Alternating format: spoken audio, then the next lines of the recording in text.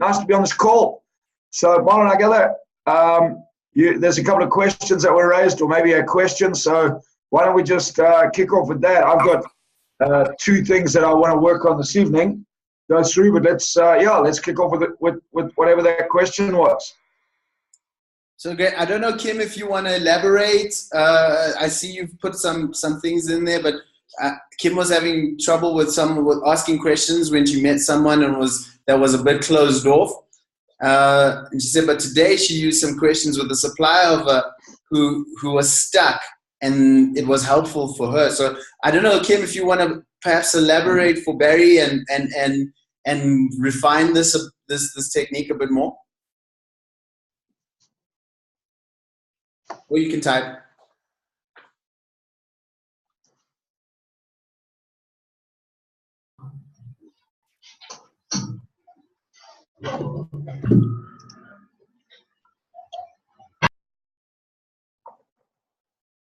You there, Kim?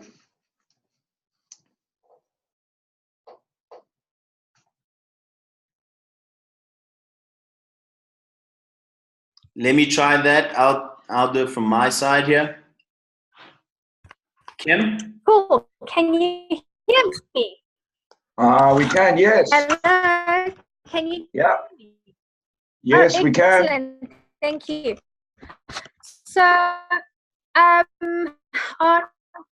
on Friday, I had an appointment with a procurement manager for a hotel group. And I'm not usually a big questions person, but I gave it a go. And everything that I asked her, she was like, she wasn't really into elaborating. So I said, which area are you from? She said, Johannesburg. I said, have you always lived in Johannesburg? She said, no, I lived in Pretoria. But it was very short, like she was thinking, like, why the heck are you asking me these questions? And then that made me lose a bit of confidence. Yeah. And then the questions that I used for the supplier today. Okay, let's stick with the first one. Let's stick with the first one. Hold on, Kim. Her Kim, hold on. sales have not been that great, so she was complaining a little bit about it.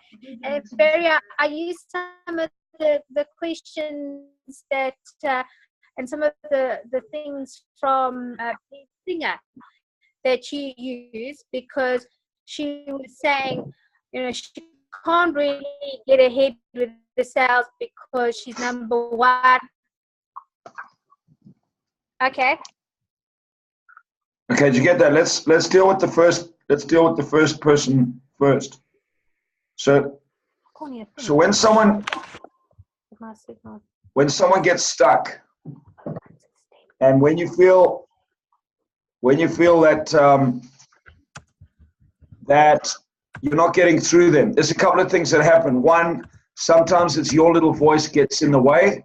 So when we don't get the responses that we expect to get, our little voice gets on top of us, starts making us feel sort of uncomfortable, and then we start pulling out, and that discomfort will sort of be projected onto them at times. Okay, Marlon, just mute Kemp for me, please. Oh, there we go. Cool, thanks. So that will be projected on them sometimes. The other side is this, is when you're asking questions, the real skill is learning how to be interested and impressed. So can you be truly, authentically, interested? So, question, where do you come from? I currently live in Joburg. Oh, okay, so when you say currently, where did you live before? Pretoria. Oh, wow. How long did you live in Pretoria? Why did you leave Pretoria? So over a period of time, it lightens them up. Watch their eyes, watch their facial expressions. And in asking questions, you've got to be very relaxed yourself. The more relaxed you are in the questions that you ask, the more relaxed the person who you're speaking to becomes. The more uptight and tense you are around the questions that you're going to ask, the more uptight and tense the person will be on the other side, and the more that they will feel like it's an interrogation, not a discussion. So it's got to be a discussion. So two key things that really will make it a lot easier for you are, one, be honestly, authentically interested, and two, find something to be impressed about. When you do that, you'll find common ground. Once you find common ground, then you'll have a lot of things that you can talk. But like anything, some people are very open to opening up, others aren't. So, maybe sometimes it'll take you a few times to get that connection, to find the common ground. But always make it about them. Find a way back in to make it about them, to get in their world, and again, be truly interested and be impressed. Find something to be impressed with. But just relax, because when your little boy starts going, I'm annoying them, or they're not interested, or they don't want to speak to me, that makes you uptight, that makes you tense, and it'll go across to them as well. So Kim, I hope that helps you with that. Key component is just keep practicing, and well done for putting questions in play. Like we heard for your second client today, as soon as you started asking questions and connecting them to the problem, they started shifting around where they could move and what they could do. And I'm pretty sure you had a really good discussion and came out connecting to them, finding common ground, and really being a positive help and a positive contribution in their life.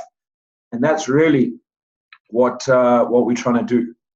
So anybody else want to comment or ask questions around this area of questions while we're on it? I just believe this is the single most important skill that you can learn. If you become really good at this, you'll become really good at sales and communication. Any questions? Anyone want to open up their mic or type something in around questions?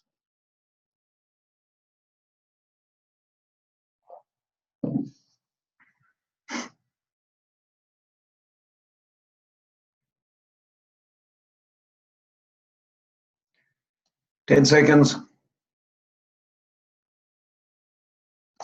Let's have a look. Thanks, Kim. So, cool. So, tonight I want to talk about two key things. One, I'm going to pick up on how many of you found the last webinar when I talked about 15 key attributes to be a salesperson. How many of you found that pretty interesting? And how many of you went and did your little analysis and started uncovering where you sit? If I go through it, the balance, I've got another 20 that I'll go through. If I do that with you this evening, will that help you? Just quickly, just type yes or no. If that's something that would help you tonight, I'll give you another 20 tools or 20 attributes that I believe great salespeople and great communicators have. So just quickly type in yes or no. Brilliant. And we'll have a look. Majority of rules on this call. Okay, great. Cool. Excellent. Annalise, welcome. So welcome for your first time. Anyone else with a first time on this webinar? Anyone else with the first time on this webinar?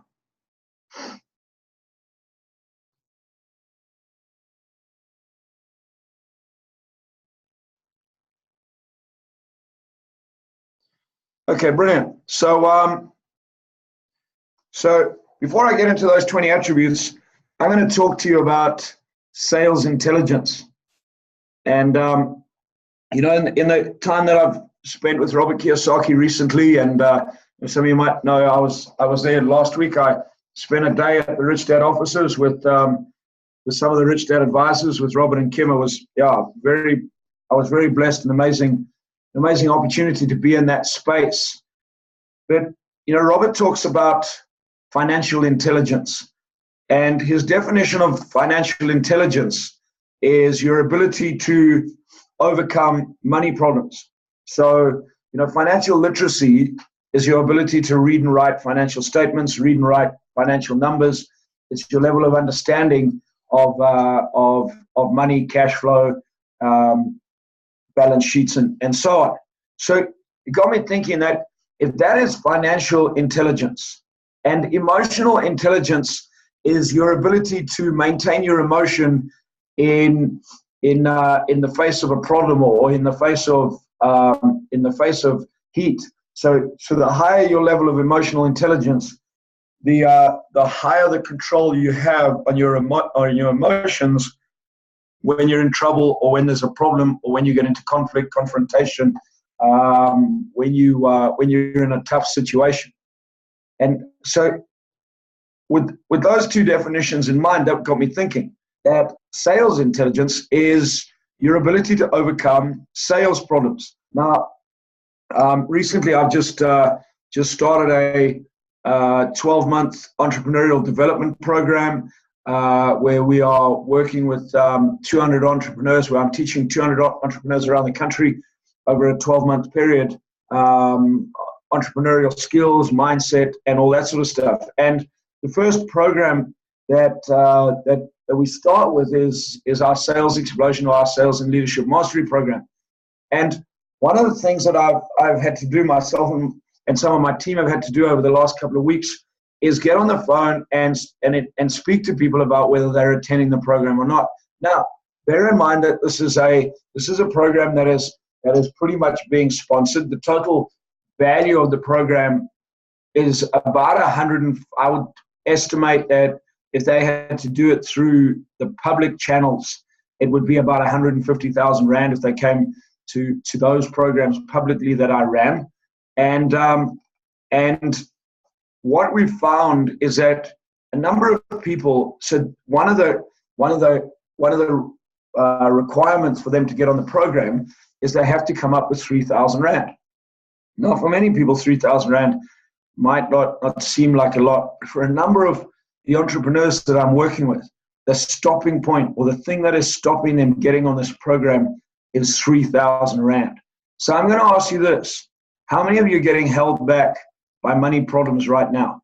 How many of you have something in your business or in your life, and you need to raise some form of capital, some form of money in order to be able to get something done? I don't know, maybe it's 3,000 Rand to get on a program. Maybe it's raising enough money in order to be able to put down a down payment on a vehicle that you need to run in your business. Whatever that is, the question is, what is your level of sales intelligence to be able to get through that problem? So, and once people come on the program and they learn and shift their mindset around sales, the comments that I get afterwards are like, wow. And I actually let 3,000 Rand get in the way of learning how to generate so much more money. So that all comes down to little voice. That all comes down, and we've talked about it on these webinars before. That all comes down to our ability to be able to get through that little voice. So the first and most important sale of all, as you've heard me say before, is getting through that little voice. And that little voice problem that it creates, our ability to expand our sales intelligence. Why do I say sales intelligence? Because the first part of creating income is our ability to sell. So if you can't find a deal or create a plan to be able to sell your way through 1,000 Rand problem, or a 10,000 Rand problem, or 100,000 Rand problem, you're never going to get to become a millionaire, a multimillionaire, or whatever your dreams and desires, whatever your dreams and desires are. So the question I want you to ask yourself tonight: where does my level of sales intelligence sit? Where in relation to generating income, where am I sitting? What is that ceiling level that I have right now, and what do I need it to be? You know, what is it? What do I need to be able to overcome? The second step is, can you see the deal that will allow you to be able to get through that problem? So once you have that problem in mind, so I need 3,000 Rand, how can you take the process to sit back and say, right, what are the steps that I need to go through in order to be able to generate that, income. The third step is, can I get through that little voice to then take the action to go and make it happen? So I'll take 3,000 Rand, for example. So if I need to get through a 3,000 Rand program, I don't know, if I look around my office, I'd be going, what's something that I could sell? Okay, so first up, I could sell my book. Okay, great. Or, I don't know, yeah. So first up, I could sell my book. So my book retails at 180 Rand. If I retail it at 180 Rand, I don't know, I'd make 50 Rand profit, for example. If I make 50 Rand profit, I need to now, to make 3,000 Rand, I need to sell 60 books. Now, the question is, it's not can I get through 3,000 Rand, now can I get over a 60 book sale? Then I've got to cut it down to where am I going to sell my first book? And once I break that problem down into book by book by book by book over the period of time that I need to raise some money, then it becomes a lot easier. Now, if I can do it for 60 books to raise 3,000 Rand, can I do it for 600 books to raise 30,000 Rand? Can I do it for 6,000 books to raise 300,000 Rand? Whatever the deal is and whatever I have access to sell. Is this making sense? And is this piece helping you guys? Yeah, great, Barry. It really does. Makes big sense that you've got to raise funds and how to raise them and where your first steps are and how to get past that. And you take them out and divide it by what you need to move to get it to whatever your product is. Yeah. So how many of you are getting stuck in that number? Like 3,000 Rand, where do I get 3,000 Rand from? My business doesn't even turn over 3,000 Rand, or, or 100,000 Rand, 10,000 Rand, whatever the number is. So how many of you right now are getting stuck in that? You look at that number and you say, how do I get through it? I tell the story and told it over the weekend. Annalise, you are on the weekend with us, yes?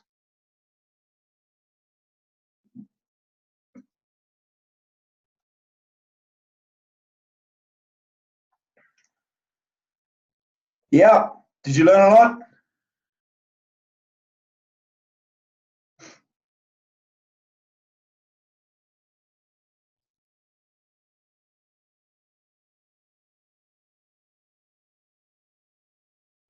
Awesome. So, just if you read Annalise's words, a whole new world out there. How many of us are getting stuck in the world that we know? And I'll go back to that saying, you know what you know, you don't know what you don't know. So the power to increase your sales capacity, your income generating capacity is your ability to be able to expand your sales intelligence. So when you look at something, how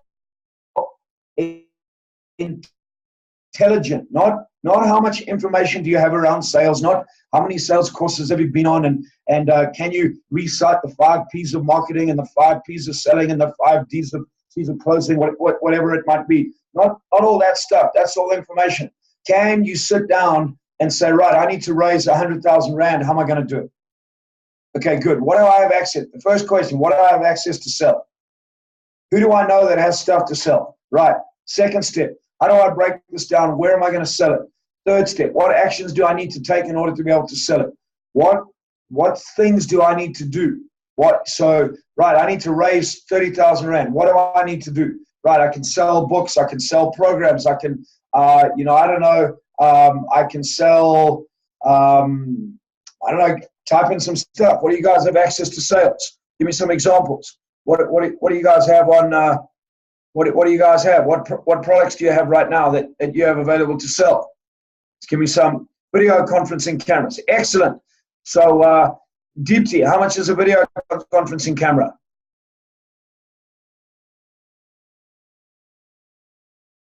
Jackets, pens, notepads, water bottles, 20K. Deepti, if I sold a video conferencing camera for 20K, how much commission would you pay me?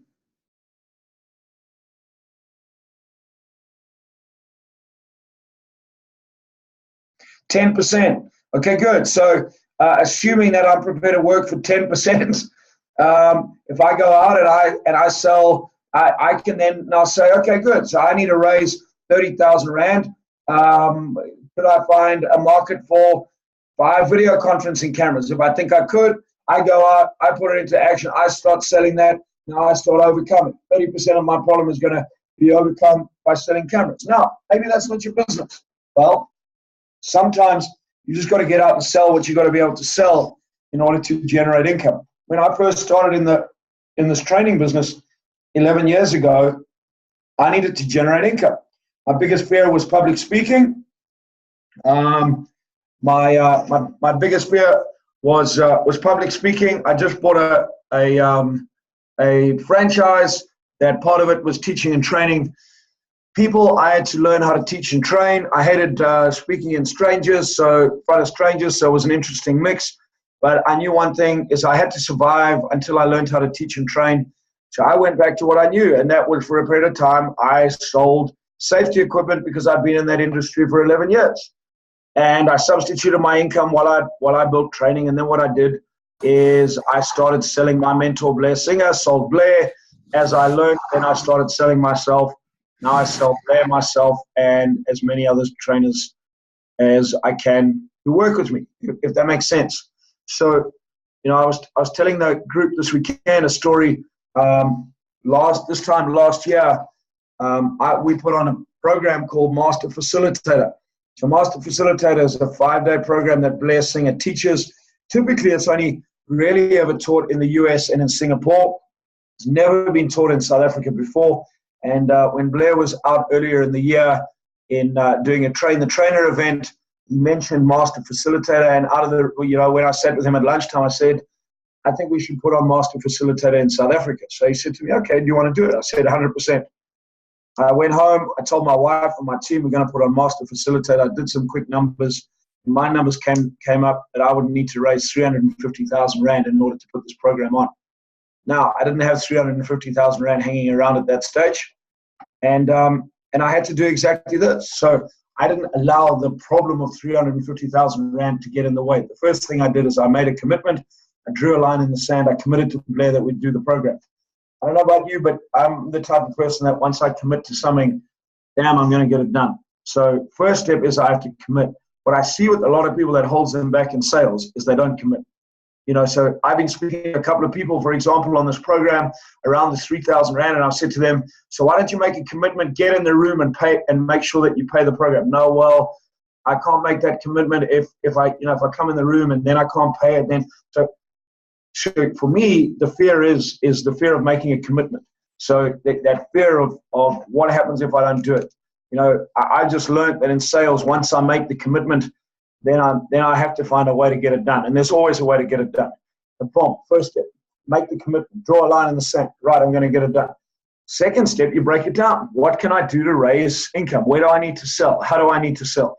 What can I do to generate that money? Who has stuff for me to sell?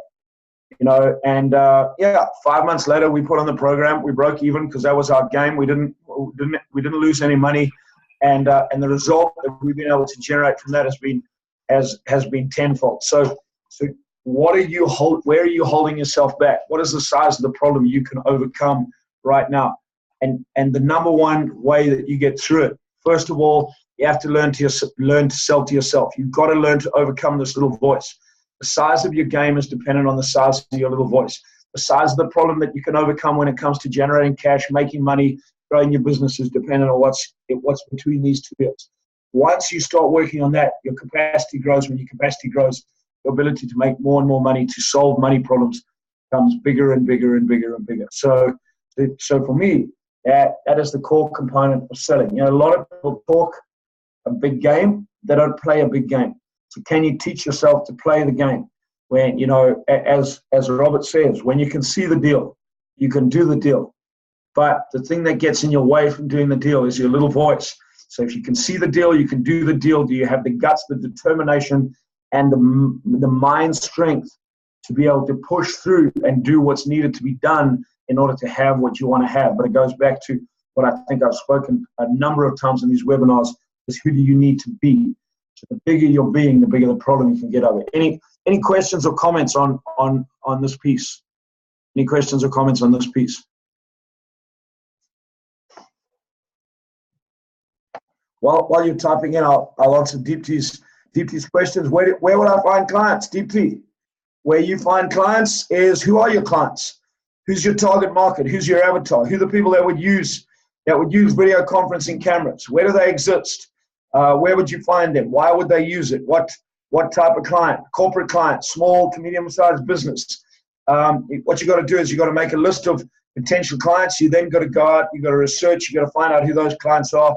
You then got to set up appointments, knock on doors, go in, uncover their problems, connect with them, and make a sale. Hopefully that helps. Any questions or comments around this little piece on sales, on sales intelligence? How many of you think that expanding your capacity in your mind will expand your level of sales intelligence, will allow you to be able to start generating a lot more income? But that's the little voice. So that's one of the things we spend a lot of time working on in the Sales and Leadership Mastery Program, allowing people. That's what Annalise talks about when she says she uncovered that there is a whole new world out there, and essentially that's what she uncovered is a capacity expanded to allow it to do something much bigger. So Dirk says, yeah, expanding your mind expands your world, 100%. The question is, how many of you are truly, honestly working on expanding your mind, not acquiring more information? Sometimes more information makes you think too much, and when you think too much, it actually shrinks your world. You get that? When you think less and act more, you expand your world. So Pete, when I'm in front of clients, I can sell very well. Getting it into the client is a problem for me. Let's say I like working with engineers, getting in front of them. That's my problem. Okay, great, Pete. So the question is, that's a question of pain. What pain do you solve that will allow them to connect with you? So what is their pain? When you need to uncover what's the pain that you solve. So when you ask them questions connected to, we go back to questions where we talked right in the beginning. When you ask questions that connect them to their pain, that's when they'll open up the door and say, hey, Pete, sounds good. Why don't you come in and see me? Does that make sense?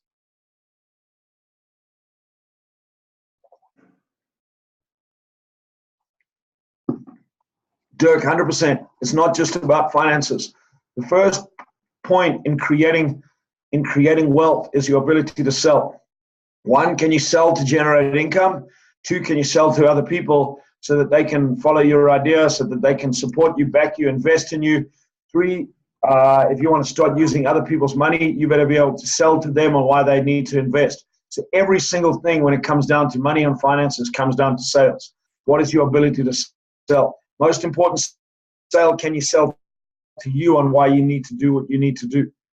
So that's the key component. So deeply, e-commerce is the same. You still got to connect with people in their product. You know, whether you're going online or whether you are speaking to people on the phone or in person or in a room, my belief is you still have to connect to them in their pain. You know, many people I believe think, hey, if I get online and I start putting my products up there, these people are going to come rushing to me. If people buy based on emotion, if you do not connect them to an emotional reason to buy, they more than likely they're not going to buy. So you need to link the question to that emotion. William, it's like playing golf. The putting green is 6 inches between the ears. That's where you want to lose. Yeah. So you know, how many of you play golf? You know that when you're playing with your kid's son and you're just messing around, you can sink tons of putts. You get down and you're playing with your buddies, and there's a couple of $100 on the hole, and they're all laughing at you, and the pressure's on, and you got to sink it to win. That's is suddenly the putt that you could sink yesterday with your son suddenly becomes 10 times further, 10 times longer, and you start struggling. Now put that into masters. Same putt, different mindset, different game, 100%. The bigger the game you want to play, the bigger the mind you need to be able to develop, and that all comes back to the sale you make to yourself. Can you sell to you? Annalise, keep it simple yet authentic. Also, which challenge is worth winning? I'm challenged by every client. Yeah, sometimes you got to walk away from things, you know. So, Annalise, you got to see the end game. So do what you need to do to become the person you want to be, 100%. In a couple of webinars ago, I talked on be, do, have, but rather than what do you need to do to have, what do you need to do to be? So, so you guys getting this? Focus, first and most important step. Can you expand your capacity in your mind to be able to increase your intelligence to generate money? When you do that, you start getting through problems. You know, I look around at people and it all comes down to mindset. I can't get through $1,000 problem. That's mindset. There's tons of money around, tons of money, but it comes down to mindset, our ability and our belief to be able to get through that problem. And we get stuck in this hole that we can't get out.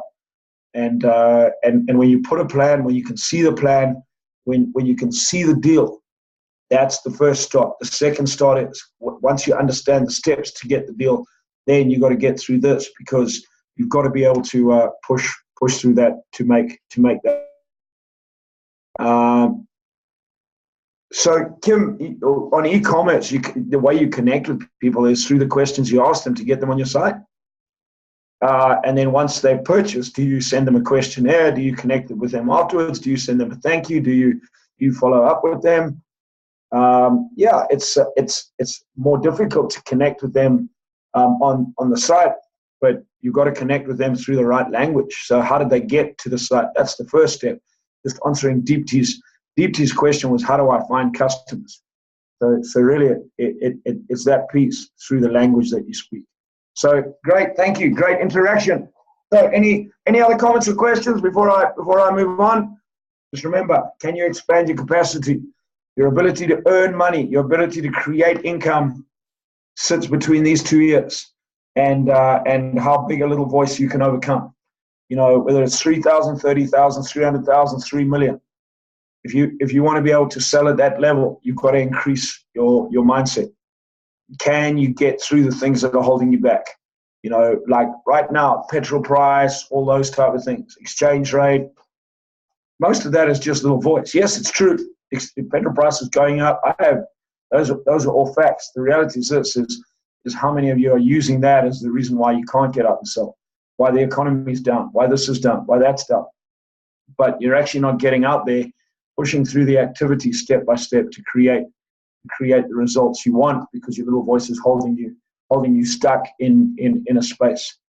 There is an abundance of money in this world, folks, an abundance of money. And I've just learned this: you can get access to it legally, ethically, and morally. That's another big little voice session around sales, that you have to be dishonest to be in sales. You can get access to it legally, ethically, and morally if you are prepared to serve other people, if you're prepared to serve first, if you're prepared to solve problems, if you're prepared to be authentic, real, and true to who you are. You can connect with people.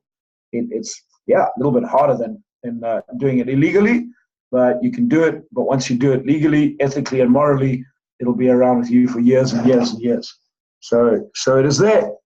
There's a lot of money out there. Can you get out and sell? Can you overcome the problem to create a different type of income? Excellent. So next piece, I'm just going to talk to you and run through for a period of time just some more of the attributes of what it is to be great at sales. So number one, people who are great at sales can handle the details. Okay, so when I say can handle the details, what do you think I mean? Anyone want to chip in on that? When I say can handle the details, what do you think I mean?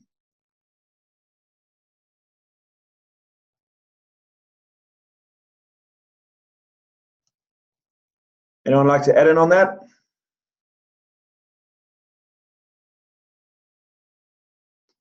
Either just type in the box or okay, so needs, prices, 100%. Expand a little bit more on the details. You know, how many of you are getting lost on How many of you are getting lost on the information? That's when someone speaks to you around sales, you get confused about all the information they're talking about, and we go back to our little voice. Our little voice takes over, gets confused, doesn't understand what the client's looking for, and doesn't understand the problem, and we get it all mixed up with where we sit. So great salespeople can get down to the details. They understand the details. They work through those details. Yeah, Kim. So colors, sizes, Pantones, deadlines, all that sort of stuff. So not getting lost in the details, but being able to handle them. Number 2, great salespeople are loyal. So I'll just ask you this: out of 1 to 10. So as we're going through these, just mark yourself out of 10. You know, how good are you at handling the details? You know, out of 10.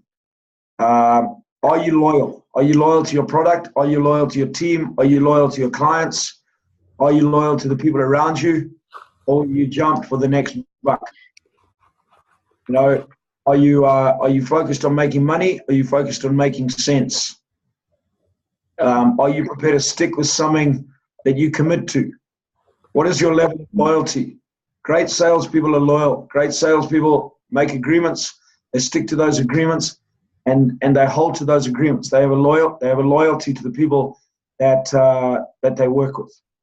Now, I'm not saying that they are there forever, because people move on, but they don't just jump at the nearest sign of more money, at the nearest sign of an increase, at the nearest sign of a different deal. You know, so what's your level of loyalty? Number 3, great salespeople are enthusiastic. How enthusiastic are you to get up in the mornings, to go out, to make deals, to close deals, to solve problems, to help people, to generate income, to get over your problems, to solve your little voice, to make money, to grow your business, to handle objections, handle rejections, get in the hustle and bustle of business? How enthusiastic are you? How enthusiastic are you to overcome problems? How enthusiastic are you to deal with clients that might be problem clients in your mind? What is your level of enthusiasm right now? Measure it. How enthusiastic were you when you got up this morning and to hit your day? What about Monday? Or are you one of these people that lives from Monday to Friday to play Saturday and Sunday, drag your butt through Monday to Friday to play Saturday, Sunday? Or are you someone that just lives life enthusiastically Monday to Sunday and keeps going? Because when you're doing what you're doing, that's what you're doing. Where do you sit in that level of enthusiasm? Great salespeople are enthusiastic. Next one, number 4, great salespeople are observant. So I used to be, and some of the best sales guys I had were the guys that were observant. Walk into a place, they are always looking. You know, I teach yourself to be observant. My observation with most people is they're not observant. They're so stuck in their own head about what they're going to do, what they're going to sell, what they're going to represent, what they're going to talk to the client about. They're not observant. They're not looking around in the place they're in. When you walk around, the world tells you so many things if you're observant. You want to be good at sales? Get out of your head. Get out of your own stuff and start observing what's happening in the world around you. You know, one of my favorite games is just sitting at a coffee shop, observing people, watching people, and seeing how they operate. When I walk into environments, I'm always observing. When I go shopping, I'm observing, because I'm thinking, what can I see where I could add value to these people? And on those observations, I start talking to them.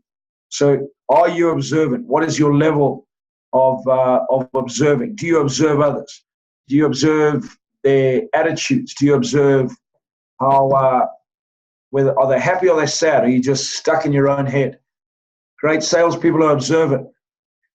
Next one, number 5. Great salespeople are good listeners. Poor salespeople talk too much. You want to be good at sales? You want to close deals? You want to build good relationships? Speak less, listen more. Speak less, listen more. Be a good listener.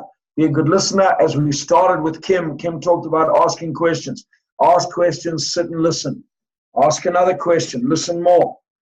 You know, don't be one of these people who stands in a group and you're like guppy waiting to speak.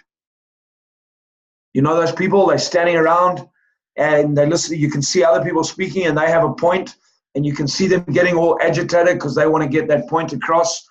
And sometimes their point has no relevance, but they've still got to say it. They're not a good listener. So become a good listener. Teach yourself. It's a learnt skill. When you find yourself talking too much, say to yourself, stop, listen. Okay, so become a good listener. Make sure you're scoring this, because it'll be interesting to see what your scores are just now. Number 6, great salespeople are optimistic. Okay, are you optimistic? Do you have optimism for a great future? You know, if you're out there and you're truly selling, and you're truly solving problems, how can you not be optimistic? How can you not be optimistic that you have things in your hands that can make a difference to this world, make a difference to people? You know, so are you optimistic? What is your level of optimism? On one of these webinars, I'll take you through a process called learned optimism by the father of psychology, psychological optimism, called Marty Seligman, or Martin E.P. Seligman. So we'll talk a little bit about optimism, but be great at sales to be, you know, can you be optimistic? What is your level of optimism? Can you see a brighter future? Are you out there creating a brighter future for people? People don't want to speak to people that are pessimistic, down, negative. Look, the petrol price is the petrol price. So what? Move on. Get through it. There's other ways that we can create money, create things that are going to help people in this world to create a different world. So what's your level of optimism? The next one. Great salespeople are perceptive. How perceptive are you? What is your level of perception? How perceptive are you? Can you perceive things?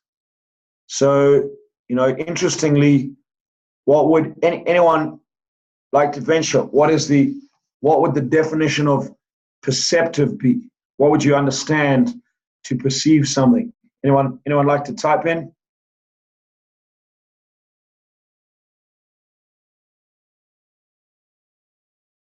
If you type in, what do you think, what would you say being perceptive is?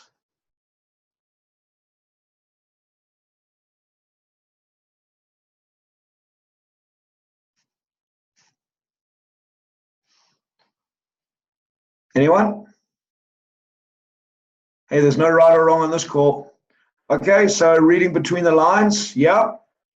Anyone else?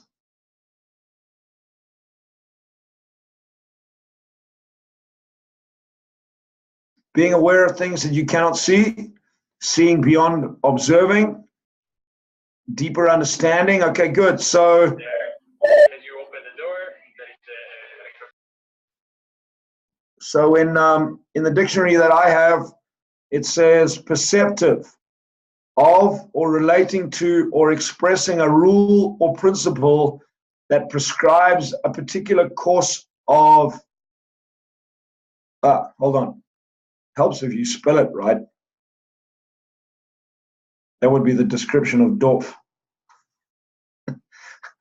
Okay, perceptive, of or relating to perception, having the ability to perceive, keen in discernment, marked by discernment and understanding, sensitive. So what is your level of perception? How can you perceive? What do you perceive? So how deep is your level of thought when it comes to the outside world? How responsive are you? What is your level of understanding? So great salespeople are perceptive. they can see and feel things that and are aware of. I like what Kim said, aware of things that you cannot see. Can you feel it? Can you perceive it? Beyond your little voice, because some of those feelings are cluttered. Can you get beyond that little voice and perceive what is happening? The next one. Great salespeople are great verbal communicators. How good are you out of 1 to 10 when it comes to verbal communication? Can you communicate with people verbally? Can you speak to them? Can you connect with them? Can you ask them the right questions? Can you speak in the right tone and tonality? What is your level of verbal communication? So great salespeople are great verbal communicators. The next one. Great salespeople have high work ethics. Okay, now in my world, there's a difference between working hard and having a high work ethic. You know, for me, a high work ethic is when I'm doing what I'm doing, am I doing it at the highest level, at the optimum level of efficiency and effectiveness that I can. So when I'm out selling, when I'm on the road, am I seeing clients? Not am I working 18 hours a day. I worked with many salespeople that spend a lot of time working, appear to work really hard, but their work ethic is not that high. So what is your work ethic? Colafello looks as though it's very cold there, all wrapped up. So how high is your work ethic? Great salespeople, great entrepreneurs have a very high work ethic. Great salespeople are focused on financial freedom. Are you focused just on making money, or are you focused on becoming financially free? You really understand what financial freedom is. What are you doing to create financial freedom? So, those are the next 10. Mark yourself out of 100. What percentage would you get? Anyone want to put up theirs? What percentage did you get? Any comments or questions around those 10? Any comments or questions around those 10?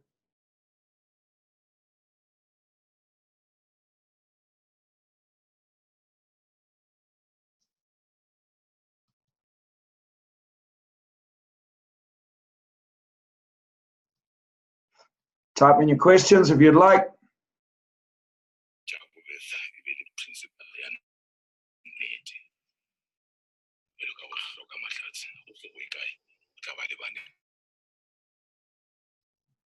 Okay, so there are the next 10. So you can put those in if you want. You can copy those and you have them. So yeah, I would. What'd you get?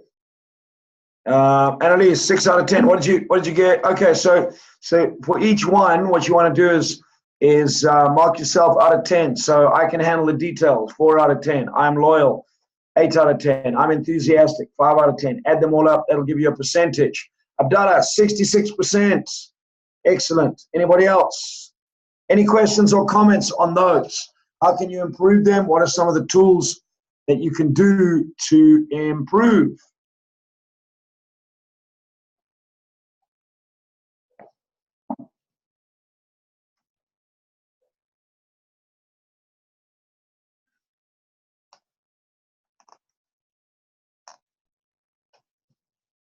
Any questions or comments? Any ahas? Any wins this evening on this call? Any ahas that came up? Light bulb moments, like, man, that made sense. I could do that. I could think like that. I need to change that. You know, maybe I need to work on my perception. Maybe I need to be more optimistic.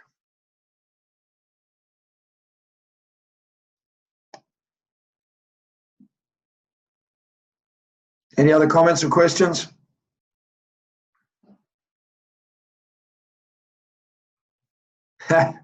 Deepti, I need to be a lot of things. You know, Deepti, for me, the great aspect of learning, the great aspect of personal development is it's a journey. It's not a destination. And I've learned this, when I first did this, when I developed this, I don't know, 7 or 8 years ago, and when I went through it myself, I rated myself, I don't know, 50 or 60%. Now when I look at it where I am right now, I probably still rate myself 50 or 60%, but I know that my being is so much bigger, but my understanding of being optimistic and optimism and those type of things is very, very different. So keep on the journey. Annalise, always try and speak in the right tone. Yeah. So your tonality, it connects with where people are at. Abdallah, linking sales with financial freedom and not making money. Well, you need to generate the income, but too many people, do they not just get stuck in, I need to make money? So we get stuck in making money. Making money for what? To buy a new car. And look, that's okay. That's what you want. Then that journey just keeps going around. You've got to keep making money to pay off all the expenses. But if you make money in order to become financially free, so essentially that's why I think I teach or teach both, because sales is about generating income. The next step is with the income that you create, how do you start learning how to invest? How do you start investing to create financial freedom? So, and that's when it grows. And when you get into investing, you're going to really need to learn how to sell. Yeah, so Dirk, you have to up your own Maslow needs as you grow, which will change your needs, 100%. So as your being grows, as your capacity grows, so your personal needs grow, so your understanding of yourself grows, so your understanding of where your being is, so that's why the saying, I'll do my best. I don't believe in the saying, I'll do my best. The saying should be, I'll do whatever it takes, because when you get to where you think you should get to, you suddenly realize you have so much more capacity to go. So people limit themselves by, I'll do my best. It's, what do I need to do? I'll do whatever it takes to get it done. Boom, draw a line in the sand. Whatever it takes, not my best. My best is limited based on what my little voice tells me now. Okay, great. Any other comments, questions, insights? Millionaire, I need to be more observant. Sometimes I can be engrossed in a business presentation such that I can't even describe what my clients was wearing. Millionaire, I'm going to encourage you to get out of that mode as quick as you can. What that tells me is that presentation is becoming all about you. Business and sales is all about them. I think you were on the call when I talked about clients, that at the beginning of a presentation, you're irrelevant. The only relevant person is the client. Who are they? What are they? Where were they? Why do they think the way they think? Can you really, truly get in their world? So, I'm going to encourage you, really start shifting that mindset, to start shifting it into, make it all about them, not about you. And I guarantee you will dramatically change your results, because people will connect with you because you're connecting with them. Great. Well done for being, it's so cool to see that people like you, that you prepare to be honest. Hey, man, wow, that's cool, because that's awareness. Well done, millionaire. So Harry, a girl I know who used to sell $2 billion a year for the company she worked for, once told me she always imagined herself as the customer sitting in the chair opposite her, looking at her. What would I as a customer want from the deal? What do I need? 100%. That is perception. Can you perceive what they want? Can you understand them? Can you put yourself in their place? And Harry, honestly, there's no secret why she was the highest salesperson in the company, because she was truly focused on them. Did she want to make money for herself? Yes, of course she did. But her first port of call was making it all about them, getting to understand who they were, where they were, why did they think the way they think. All too often, people think about themselves. Celestina, my problem is I'm converting leads generated through Google Ads in sales. I feel stuck. Celestina, that comes into communication. It would be very hard for me to advise you on that now. What I need to know is what is your next part of the funnel. What I would suggest you do is come on the one-day program that we're having in September, where we talk about sales strategy and funnel. And in that program, we'll talk about what are the steps that you take. So however you generate your leads, what are the next steps of action that you have to take So you can get Google, you send them a newsletter, you move them to something else, you get on the phone, whatever it might be. You've got to be very clear on what those steps are and deliver on that. So I would encourage you, come on that one-day program. It's in September. I'll ask Mari to throw up the link for that. Those of you that are interested in that, I think it's 12th of September is that one-day program. If you'd like to come on that, just click on the link and it's at the Nickel Hotel in Bedford View, 12th of September. It's a one-day program, and I'll take you through building a sales strategy and a sales funnel with the numbers and activities that will really drive where you're at. And then those of you that are interested, in October, I have the last Sales and Leadership Mastery program for the year. It's the cost of the program is 8,995 Rand. It's here in Johannesburg. It's the last one I'll do this year. Public program I'll do this year. I'd encourage you, come along, come and spend 2.5 days with us. Annalise was on a program that I did this weekend, and I think she got a lot of value out of that. So, I encourage you, come along, join the Sales and Leadership Mastery, 8,995 Rand, 18th to the 20th of October. Click on the link there or send us an email, and we'll take you through the process of how you can pay for it. You can cash flow it. If you book now, you can cash flow it over 3 or 4 months and make that worthwhile. So, folks, thank you for joining me this evening. Any other questions before we wrap it up? Remember, Robert Kiyosaki comes at the end of the month. Those of you that are interested in being able to get in an exclusive room that I am running with Robert on the 31st of August. Those of you that are interested in getting into that, just type yes RK in the notes section, chat section.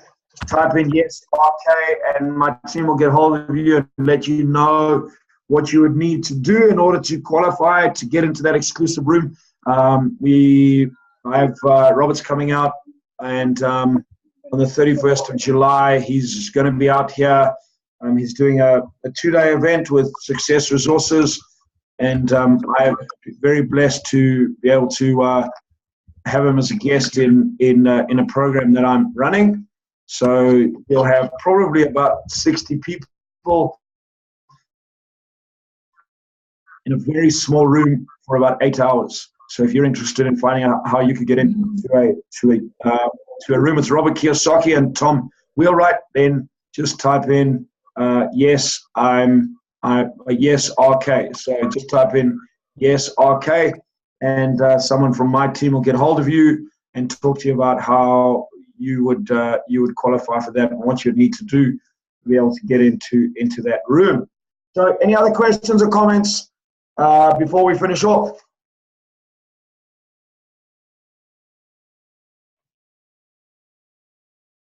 Did you get value tonight? Was that worth your while? Was it worth spending the hour with us? Excellent. So all I ask is if you did get value and you know other people that would get value, please do us a favor. Please forward on our emails and the invites for these webinars. I have a sales webinar every Tuesday, unless I'm out of the country and time doesn't allow me to do it wherever I'm traveling. But every Tuesday night I do a sales webinar. If you get value out of this and you know other people that would get value, just really appreciate it if you forwarded this on to them and give them the opportunity to get on this platform as well. So thank you, everybody. Great being with you. Thank you, Marlon, for hosting as always. Those of you that will be staying on for the financial webinar at 8:15, I'll see you then. Marlon, back to you.